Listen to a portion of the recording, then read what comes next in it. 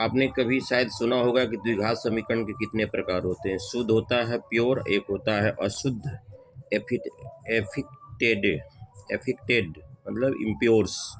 तो शुद्ध में क्या होता है, बी आपका जीरो होता है, ए एक्स स्क्वायर प्लस सी इसका बेसिक फॉर्म स्टैंडर्ड फॉर्म होता है, जैसे एग्जांपल आपको दिए हुए हैं।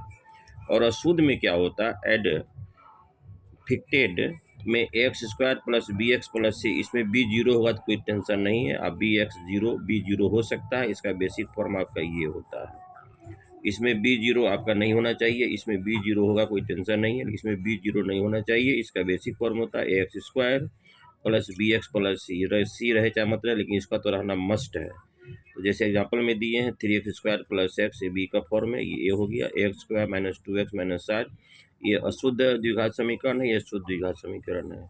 ये जानकारी के लिए हमारे वीडियो को लाइक से सब्सक्राइब करेंगे। Thank you very much. अगर शॉर्ट बन